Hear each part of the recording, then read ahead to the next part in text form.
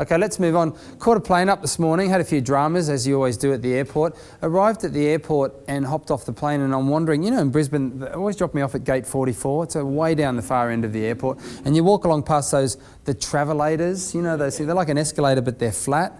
I'm thinking, what's the point? That's like, it's flat there. You don't need like a travelator. But anyway, people get on the travelator and they just stand still like that. And so the travelator moves them to the other end. And then just got to work out the quick step thing at the end to get off.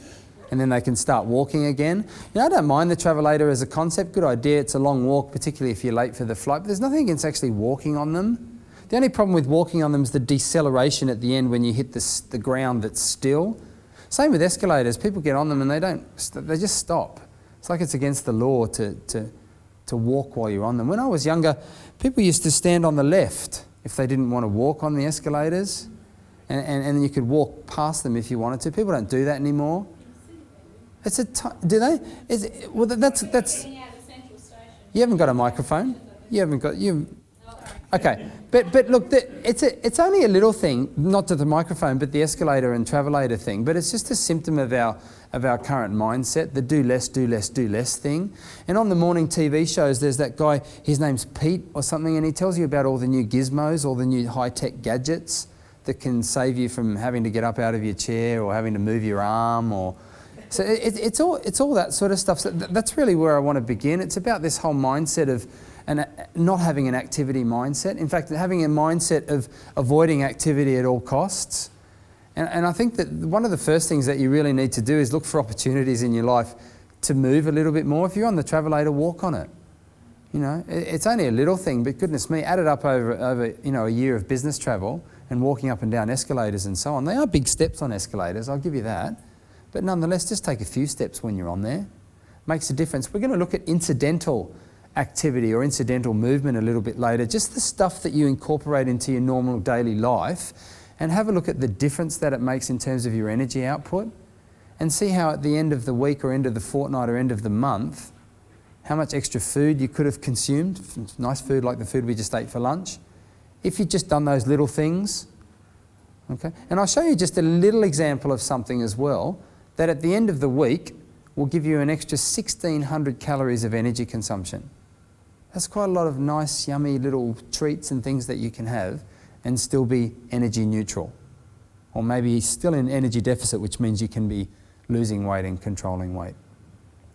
As Gary said before, my name's Brian Cooke. I have a fairly longer than I think I care to remember now, background in exercise and teaching exercise to people and teaching the benefits of physical activity and so on.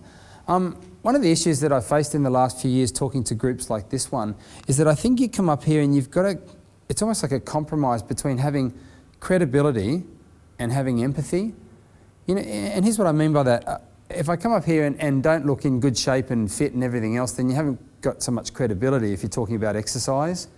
Thinking, oh, well, you know, you're obviously not doing what you preach. But for some people that perhaps haven't exercised or haven't engaged in physical activity for a long period of time, they're looking at me thinking, well, how could you know what I'm going through? How could you know that? So I've worked really hard to try and bridge that and try and get to a position where I can be at least marginally empathetic. I mean, the definition of empathy is that you have to be able to be in someone's shoes and experience their feelings and so on and so forth.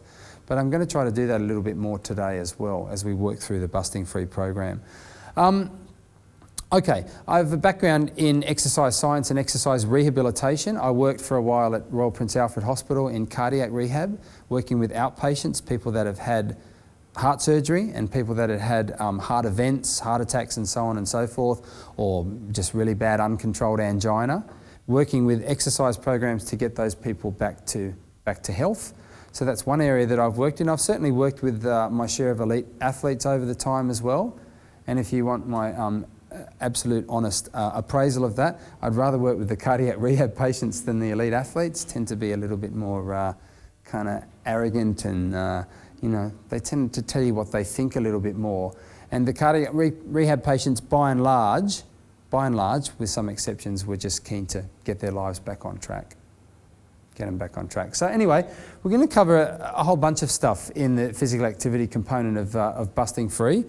The main things are looking at your current lifestyles and where perhaps you can start to put some incidental movement into your lifestyles, walking on the travelators and so on.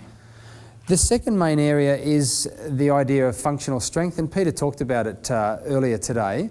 The idea of working with your muscles and giving you some resistance training and strength training and that type of thing to keep you strong and capable for the rest of your lives, hopefully. And then finally, the aerobic exercise, which is really about looking at your energy expenditure. So how much energy you burn with your exercise, which will help you to balance up the food intake and so on and so forth. An interesting fact, I think it's interesting, and that's all that really matters because I'm up here, okay? An extra 5 kilos of muscle tissue. Now that means 5 kilos of body weight, sure, but it's an extra 5 kilograms of muscle tissue. Spread anywhere you like around your whole body.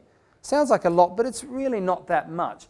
And that will mean that you'll burn about an extra 10, between 8 and 10. So I took the high end of the scale, true, just to emphasize the point. But it will mean about an extra 10 calories burnt per hour. Per hour. Now, this translates to an extra 240 calories per day. That made the math easier, see that? Per day. Or an extra 1,680 calories per week.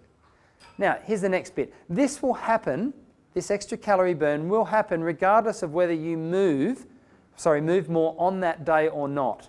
So in other words, if you've just got an extra 5 kilos of muscle tissue and you just sit down for the whole day, you'll still burn an extra 1,680 calories in that week, even if you were completely inactive. However, if you do decide to move as well, then this effect here is even greater.